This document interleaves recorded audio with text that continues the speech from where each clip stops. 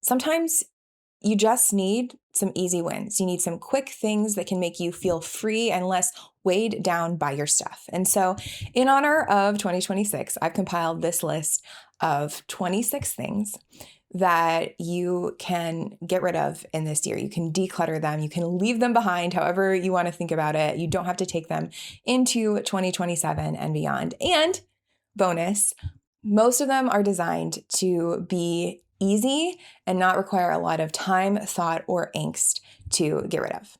You're welcome. All right, let's get to it. Number one, duplicates. I feel like this is the classic thing that all decluttering gurus tell you to get rid of, but there's a reason for that, right? I think that most of us, we have duplicates because we think that we need them. We are saving them for backups, or we think that we use both of them. And we might. Like, both of those things might be true, but in general, I find that the more that I live without duplicates, the less I need them. So, for example, my husband and I, when we got married, I owned 2 ice cream scoops. That is a long story because I did not actually live on my own before that. I lived at home, but I had 2 ice cream scoops that were mine, and I liked both of them. And so for the first 4 years, well, I guess it would be 3 years of our marriage, we had 2 ice cream scoops. And we kept saying, wow, this is so great. It's great that we have 2 so that we don't have to mix flavors or whatever. And then one of them broke. And I'm going to tell you what, like, we don't miss having a second ice cream scoop. And so it made me start to think, like, how many things in my house do I think that I need a duplicate of that I really don't? So, like, for example, we usually have 2 pairs of tongs, kitchen tongs, and right now we only have one, and I'm going to try it. I'm going to see, like, is that enough? Because I suspect that it actually is. Same thing for like spatulas and other things like that. So I know I'm talking mostly about the kitchen. I feel like for me, that's where I tend to hold on to a lot of duplicates because I want to be able to eat and cook food. But this could be in your closet. This could be in like a hobby section of your home. This could be in your office. This could be really anywhere. But if you notice that you have duplicates and you really only use one, or you have a favorite, maybe just get rid of the backup because you probably don't need it. And if that favorite one breaks, then you get to replace it with something that you actually like. Number 2, jewelry you aren't wearing. And this does come with a caveat that if you own jewelry that like maybe is from a relative and has sentimental and or material value and you're not quite ready to part with it, I'm not saying that. What I'm saying is, like, I feel like as girls or anyone who loves jewelry, honestly, you're going to pick up things throughout your life that maybe represent you at a certain point or that you're comfortable wearing at a certain point. And then sometime in your life, you're going to realize you're not comfortable with it. I am speaking in general terms here, but I am talking about me. I have a couple of necklaces that I've held on to for years because, I have space to store them. But the reality is that I never wear them. And the fact that they are there and I'm not using them means that somebody else who might actually want them can't be wearing them or using them. So one of the things I'm leaving behind this year is jewelry that I'm not wearing. Number 3, one-use games, books, puzzles, etc. Anything that's like tied to an activity, but that you can't reuse. So like, for example, my husband and I have a couple of escape room games. Some of them were given to us by people who have done them already. So you just sort of pass them along. Others were ones that were given to us as gifts. And we love escape rooms. We love board games, things like that. But at some point you have to realize, okay, like, let's use this and then let's get it out of here because we're just sort of saving it for a day that never comes. And so my husband and I have a date on the calendar, end of the first quarter, March 31st, where we're like, okay, we want to use up these one-use games before then. We want to use them and then we want to declutter them so that someone else can enjoy them. Number 4, artwork that no longer matches your vibe. If you're like me and you enjoy hanging up art in your home or your space or whatever, there's a very good chance that something that you've collected at some point in your life no longer matches your vibe. This has happened to me many times. Some of it is stuff that other people purchased for me, but most of it is stuff that I've purchased myself. And at the time that I bought it, I genuinely loved it, genuinely liked it. And now that, I'm a little older, my tastes have changed. I don't like it as much. So it's time to declutter it. It's time to get it out of my house so that I don't have to feel regret over that purchase. But I also don't have to decorate my home with something that really isn't my style anymore. I guess this could extend to decorations too, not just artwork, but I feel like artwork for me is the big one. Number 5, stuff that's been languishing underneath your bed. Now, I did say that, we're not going to be going into a bunch of hidden corners or whatever, but I feel like your bed is actually pretty top of mind. Like, if you're like me, there are things under your bed that you store there that you do actually use, like maybe shoes or things like that. But there's also probably stuff that got shoved under there at some point because you didn't know what to do with it and then you kind of forgot about it, which means you can probably live without it, or that you actually you lost it and you didn't know where it was and now you have it. So that's great. But I would definitely recommend checking that spot out, seeing if there's not a thing or two that you can just declutter, not have to worry about it, not have to see when you do get under your bed for things. Number 6, beverages you aren't drinking. This isn't a huge area for me at this point, but it did used to be a thing where I would buy like a bunch of soda for gatherings or whatever, and then I would buy flavors that other people liked, and then, they wouldn't drink all of it because soda comes in like these huge packs. And I'd just be left with a bunch of drinks that would get flat or expired that I didn't want and I didn't drink, and I just hold on to them forever, hoping that someone would drink them or I would feel like drinking them or whatever. My recommendation here, or at least what I've taken to doing, is now I check the expiration dates, or I think, okay, is there somebody who's going to be drinking this that's, going to want it in the near future at my house? If not, dump it down the drain. And then when you have to buy for your next gathering or party or whatever, 2 things. First, prioritize the things that you will actually drink that other people will also drink. So, you don't want to be a bad host or hostess and like only have the things that you like there. But if there's some overlap, and a lot of times there is, prioritize buying those things first. And then also, if you're like, wow, I really want to buy something specifically for a person. So like, for example, one of my sisters really loves cream soda, and I love having cream soda at my house for her. I don't every single time, but I love it when I know she's coming over to get some cream soda. And what I've decided is like, I don't drink a lot of cream soda. It's not my favorite flavor. Every once in a while I want it. My husband's kind of the same way. So I'm like, okay, well, instead of buying like the big, $10 pack of cream soda cans, which she's never going to get through when she comes and stays with us for a day or two, what if I buy like a bottle or 2 and keep it in the fridge? And then it's like a fancy, exciting experience.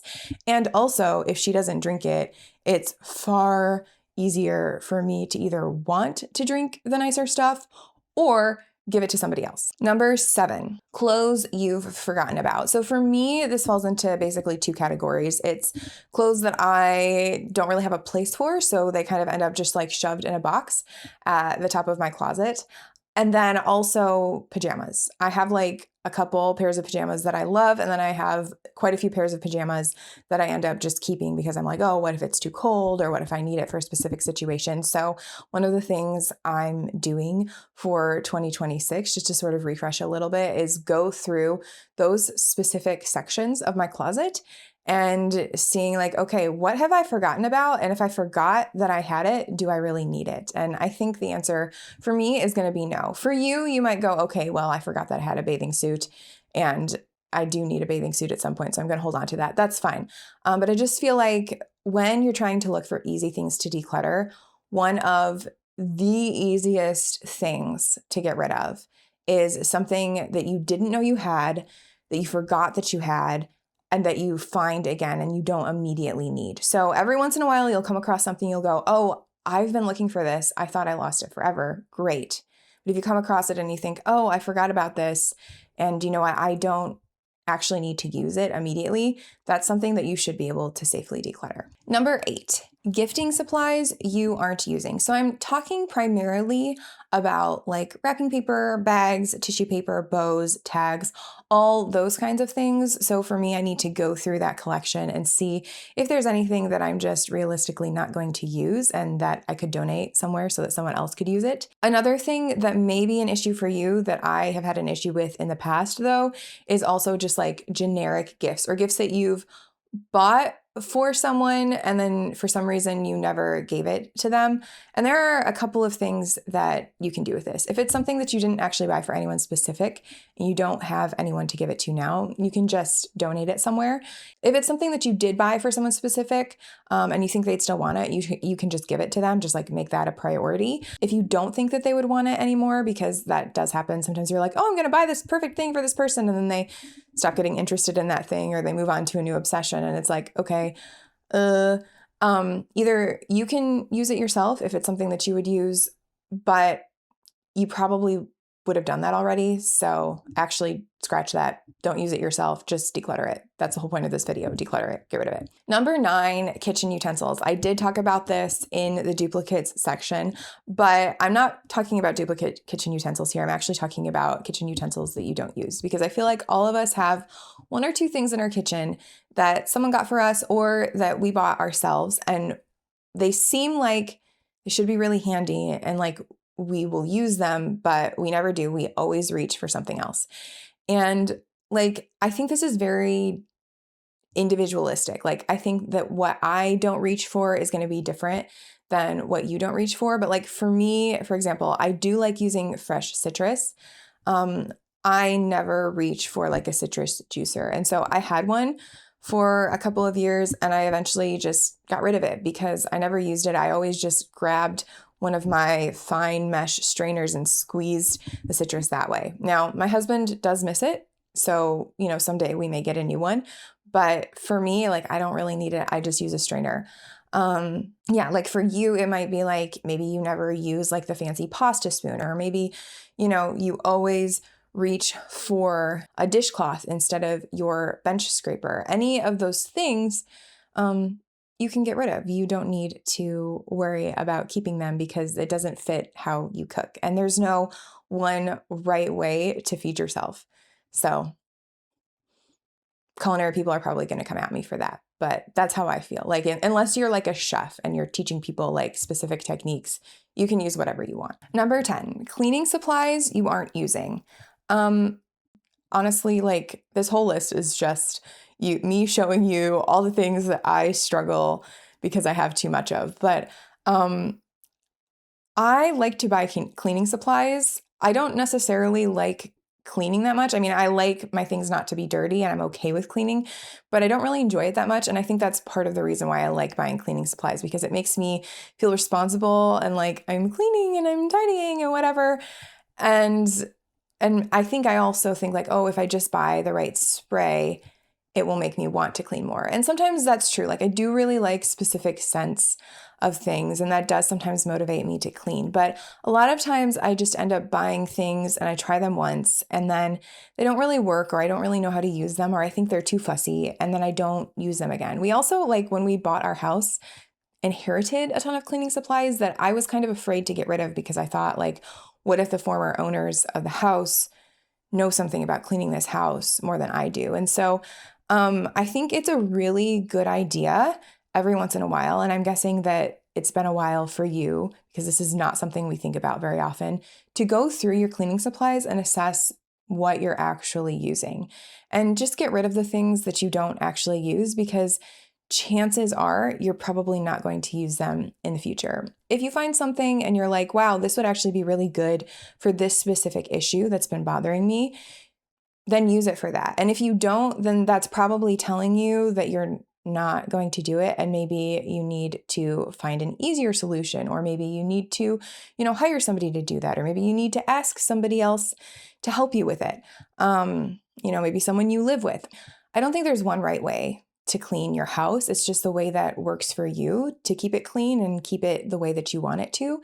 And so if there's something that you're like, oh, in a theoretical best case world, I would use this, but you don't actually use it, then get rid of it.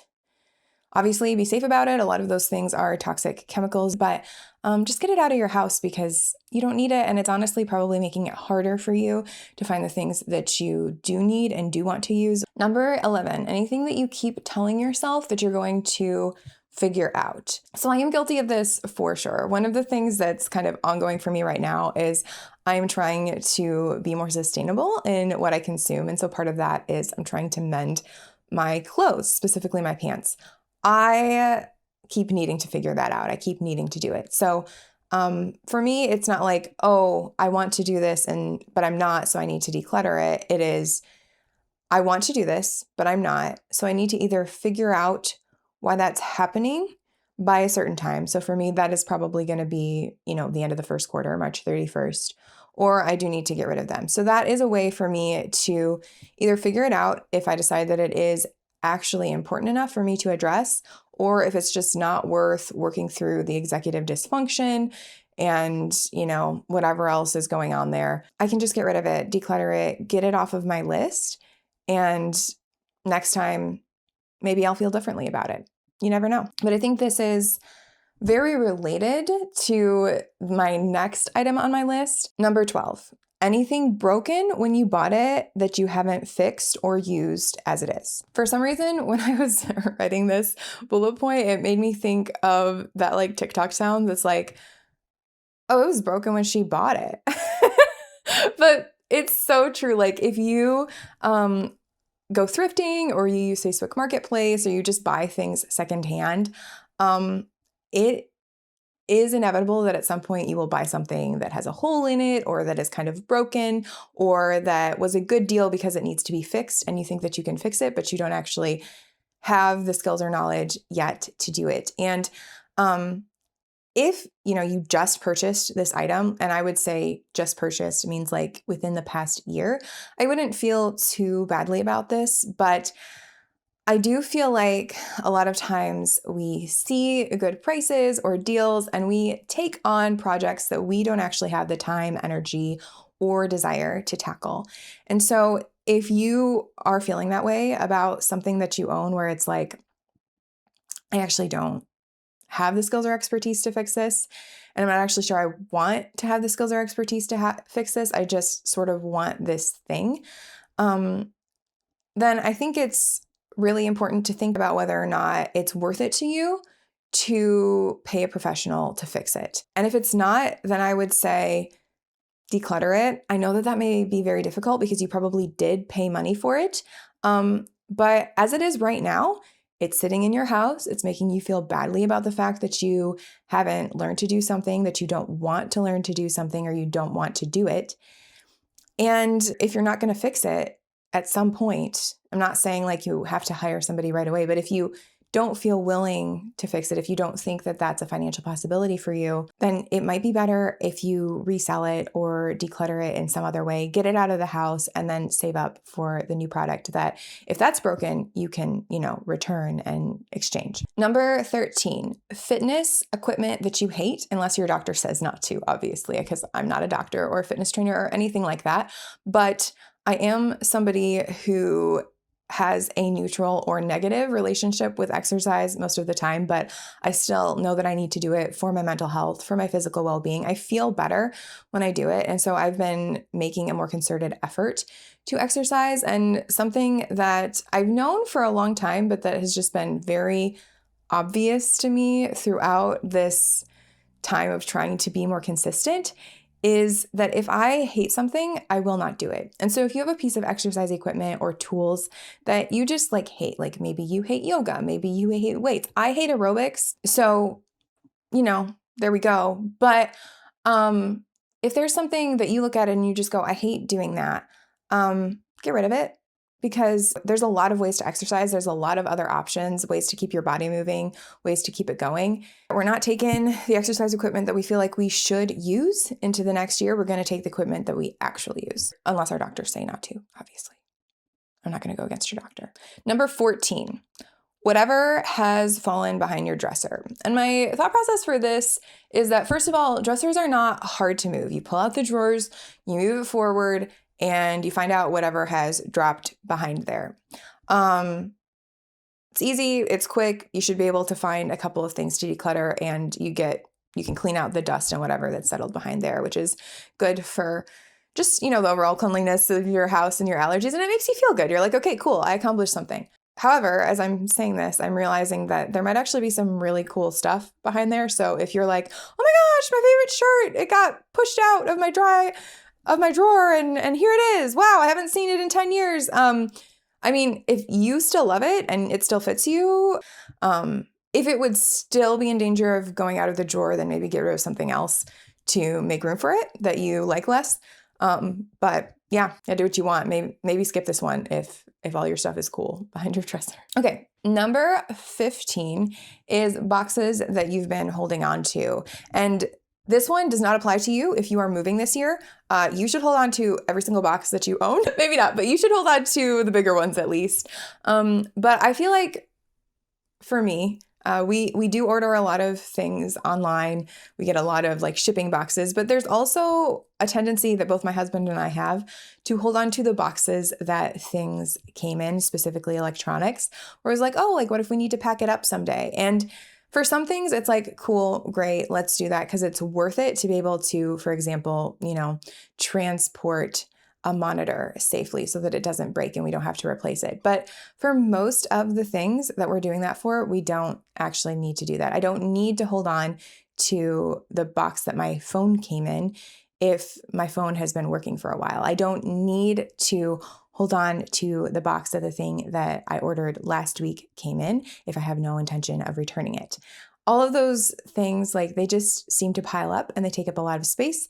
And the thing with boxes is that they do always seem to continually pile up. So if you do miss a box and you do need a box of a certain size, you will probably see that kind of box again. It will come back to you. Boxes are like that. I don't have a lot of beliefs in like the universe bringing things to you, but I do believe that the universe will bring you boxes if you are someone who regularly shops online. So you don't need to worry about it. Let them go, free up space in your storage areas, free up space in your home, recycle them if you can, but get them out. Number 16, foods that you aren't eating. Particularly, I feel like snacks and condiments are a good area for this. You can check expiration dates. That's usually a really easy get rid of if something is expired. But I would also say to check your heart. And I know that that's like very touchy-feely, but it's like, in your gut or your heart or whatever you want to call it, what you actually enjoy eating. And if you enjoy Frank's Red Hot Sauce and you do not enjoy like a tomatillo hot sauce, I actually enjoy both. So this is a bad example for me.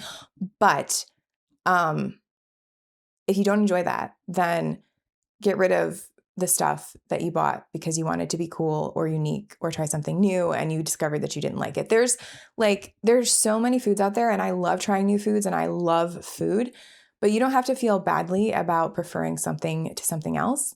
And you also don't need to continue taking up that space in your cupboards. I also feel like with snacks, it's easy to overbuy and they do tend to expire a lot more quickly than condiments do. And so that is something where it's like, oh, I bought this, I thought I would eat it. And instead, it's just like sitting here because I don't want it. It doesn't taste good. And I'm worried now that it's stale. Just get rid of it. And it is a little bit harder for things in this category to not like creep back into your life. I think it's really close to impossible to buy only the foods that you need all the time. If you're somebody who, like me, like I like to try different flavors. I like to have variety in my food. But I have this year been really trying to simplify my menus, getting my variety from switching up combinations of things that I have instead of just like random flavors that are from like this specific sauce or this specific condiment. And so far, I mean, it's January, so I'm not going to give you like a ton of, wow, this is the best thing. But like so far, I've been really, really happy with those results.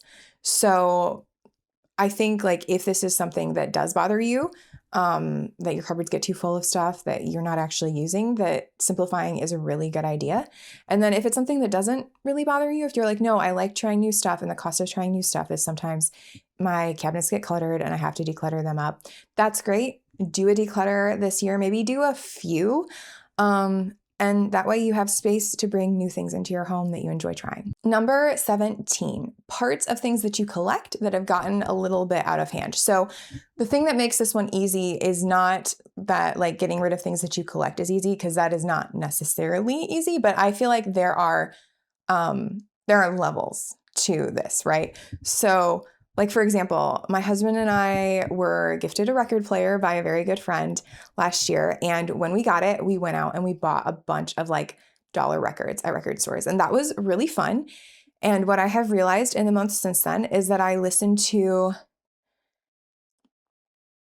maybe 5 of the records that we own. And I love being able to play them, but they are my favorites. And those are the ones that I listen to over and over and over again. And if my husband says, hey, you pick the music, I pick one of those 5. And most of them are not the ones that we paid $1 for. They're ones that I like specifically ordered because I love the bands and I wanted to support them. So, for me, I'm like, okay, let's go through the record collection. Let's go through and find the things that we're not listening to and get rid of them. Record collecting is not my main hobby. It is not my main joy in life. If it is for you, then I would say probably a different collection is what you want to start with. You may have some things in your main collection and the one that you love the most that you're like, okay, actually, I could get rid of this because maybe I got it early in my collection, but I'm not sentimentally attached to it or I don't like it as much as I did then. That's fine. But like for me, I don't really collect a lot of things, but the thing that my husband and I own a lot of, and that I think at this point classifies as a collection, is our board game collection. And like, we love those games. We play those games. I'm not opposed to decluttering games, but I'm also not trying to get rid of a ton of them because, like, honestly, we use them. We love them. I would recommend taking a look at those things and going, okay, this one's less important to me. I don't like it as much, and clearing up space for things that you will actually love and you will actually use. Number 18, Christmas stuff that you don't want to put out like ever. And I would say the one exception to this is like if you have kids who really love those things and put them out, and or you know that they've said like, hey, save this because I want it when I have my own place someday or my own family someday. It's okay to hold on to those things for other people because it is like a shared memory. But if there's something, that you're just like, I never want to put this out, I never want to use it, it's not like particularly meaningful to me and it's kind of a pain, then you should feel free to get rid of it, because if you really like something, especially like a Christmas decoration, you will want to put it out. You may not put it out every year because it may be too much hassle, but you will want to put it out. You will miss it when you don't put it out. And you'll know what those things are. So there will be things in your storage of Christmas boxes that you can get rid of. And I did actually a whole video about my minimalist Christmas setup. So I'm probably a little more feral on this than most people are, and that's totally fine. But I would just recommend looking through that and finding the things that you don't actually like or want to keep and getting rid of a couple of them. Number 19, shoes that are worn out or that you aren't wearing. I think it's really easy to hold on to shoes for backups.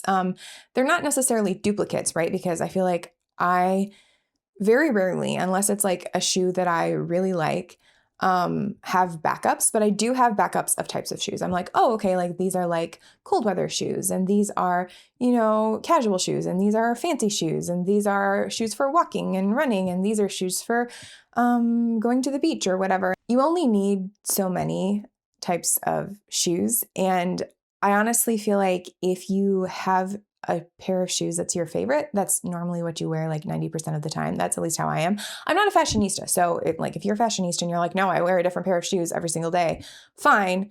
You still probably have shoes you can get rid of though, because, they don't go with an outfit that you have anymore, or you have a pair that you prefer that is very similar. Just go through, see what you're not wearing, get rid of it. Conversely, if you have a favorite pair that is worn out and that you really shouldn't be wearing it anymore, but you know that when that season comes back, you're gonna slip it on because it's your favorite, just get rid of it now. And then when that season comes, you can wear maybe the shoes that you bought to replace them already and you haven't, or maybe you can go find another pair of them. Number 20, things you've been meaning to declutter anyway. I feel like this happens to me a lot where I'll walk around my house and I'll go, oh, you know what? I can stand to get rid of that. I can declutter it. And then I just don't. And I don't know if this is like executive functioning, if this is just that I get distracted. I don't know if it's that like I just don't think it's important, or I feel like I'm too busy. I don't really know what it is, but I know that there are several things in my house at any given time where I thought, yeah, you know what, I can get rid of it, but I haven't. I haven't actually taken the action of grabbing it, putting it in a donate bag, and taking it to the thrift store. And sometimes I will take a batch of donations to the thrift store, and then I get home and I see something that I was going to take in my next trip, and I go, why didn't I take it? And the answer is because I didn't put it in the bag and I didn't take it. And so this is actually super easy. If there's something you've been thinking about decluttering anyway, go ahead, grab it, put it in a place with other things that you're ready to donate, and then take it when you're ready. Number 21, notebooks and journals that you aren't using anymore. This may not be you, but I don't think I'm the only person who does this, where I start writing in a notebook or journal and I write in it for a while and then I abandon it. I, move on to another project, or I lose it, or I forget about it. And then I just start writing in other things. I have a lot of notebooks and journals. It's kind of a problem at this point. And so something that I'm going to do is I'm going to go through the ones that I'm supposedly currently using and see how many I am actually using. I am kind of sentimental about my thoughts and opinions and ideas. I like to be able to look back and see the ways that like my thinking and processing and like emotions have evolved over my life. But there are also a lot of things that I write in journals that I don't necessarily have to keep. So, for example, if I'm like doing a reading challenge with myself that I never followed through on, or, like I was like, oh, like I'm really into studying this thing in the Bible and then I never finished the study, or I did finish it and I remember all the main points. It's like, okay, I don't actually need to keep this. So that's my goal, is to find some notebooks that I can actually just truly like get rid of, not ones that I want to put in storage, but just ones where I'm like, okay, this is full of projects that I never finished, or thoughts I had that I only baked halfway and I don't really care about like keeping them, and getting rid of those. It's very helpful when you do want to write to not have to like sift through what notebook am I going to write in, because in advance like what notebook it's going to be. So if this is you and you do have a lot of like extra notebooks and stationery and journals and whatever, I would encourage you look through the ones that you have and see if there's any you can stand to part with, and or put in storage. Just get out of your like immediate working area so that you can have a lot more clarity and focus when you do go to write. Number 22 is related to the notebooks and journals things, and it's like dried out pens, markers, highlighters, things like that, that you aren't using. And honestly, I said dried out. It doesn't necessarily have to be dried out. It can also just be ones that you're not using. I have way too many pens for a sane person, which is why I'm probably not sane. No, I'm just kidding. I am, I think. But I know from experience that there are pens that I don't use because I don't like how they write, or I don't like how it feels to hold them, or I try to write with them, but they don't show up very well on white paper or black paper or whatever. And so when that happens, I tend to hold on to them because I'm like, well, this is a good pen. I paid money for it. I can still use it to write on something, I'm sure. But honestly, you don't need to hold on to those, because then you just feel like you don't have any pens. And then the next time you see pens, you go out and buy more. And this is how it works, especially if you're an office supply junkie like me. And so you just need to get rid of the ones you're not using, especially if they're dried out, but also if you're not using them, just like declutter them, get them out of there. Number 23, papers that keep collecting. So again, I feel like we always have papers coming into our home, whether that's junk mail, whether that's like flyers or bulletins or things like that. And something that I want to work on this year is figuring out what we're going to do with them. Not so that like we always throw them away, but that we have like a general repository for them so that we can go through them every once in a while. But in the meantime, they're not just scattered around our house. Most of the time, what I see online, the solution is like you find a basket or bin or something like this. And that's probably what I'm going to do. I just don't know exactly what that's going to look like yet. But I would say get rid of like the scattered papers this year, and instead find a system that works for you, for a place that you can keep those papers. They're less scattered. You can go through them as needed and throw them away on like a weekly or monthly basis. Number 24. This is a very general category, and it is things that don't work for you, but might work for someone else. And I can tell you what I was thinking of when I came up with this idea, and it is one of my tea infusers. I love tea. It's one of my favorite things to drink, honestly. I have a lot of teapots. I have tea infusers. People buy me a lot of tea related things for gifts because they know that I'm obsessed, which is amazing. But also like as a result, I have some products that I really, really like, and some products that I don't really use and I don't like. And I've held on to a lot of them for a long time, either because they were gifts or because I'm like, well, you never know if you need a backup. But again, I never use it. Even if like everything that I love using is dirty, I will wash something that I love before I will use these backup items. And so it's time for me to let go. It's time for me to give them to a donation center or give them to a friend or something. Someone else can use them. They're perfectly fine products, but they're not something that I'm going to use because I have things that I like better. Number 25, cast off toiletries. This is based on my experience, but I don't think, again, like, this video is sort of part confessional and part like decluttering tips, but I don't think that like I'm that crazy where like I went to the dentist this past year and she asked what toothpaste I was using and I told her and she said, that one's great, but have you tried this one? Because I think it would actually help and I'd have to get fewer stains off of your teeth next time you come in. And I was like, wow, that seems worth it. So I bought new toothpaste and I have a couple of unused tubes sitting in my closet. And that is what I can think of. I am sure that I have cycled through shampoos and soaps and other toiletries and changed what I was using without using up what I already had. So sometime this year, I need to go through and figure out, okay, what do I have here that I'm not actually using anymore and that I have no interest in going back to? And if it's not expired, maybe finding a homeless shelter or someplace like that to donate it to. Number 26 is socks that have never found their mate. Now, in order to figure this out, there's a couple things that need to happen. First, you probably need to do the behind the dresser thing first because there might be some socks back there and you might still have the mate for those socks. And in that case, like you might as well wear them out because socks wear out pretty quickly anyway. Second, you also probably are going to have to be either caught up on your laundry or able to look through your dirty laundry. And I know that that can be a challenge sometimes. And so this one maybe isn't so easy, but it will be easy someday. Like someday you will get caught up on that laundry and you will be able to look at all your socks and you will go, okay, all my laundry is clean. These socks don't have pairs. Just get rid of them because right now they're taking up space in your sock drawer and you are thinking that you can wear that sock, but you can't because you're never going to be able to because it doesn't have a match.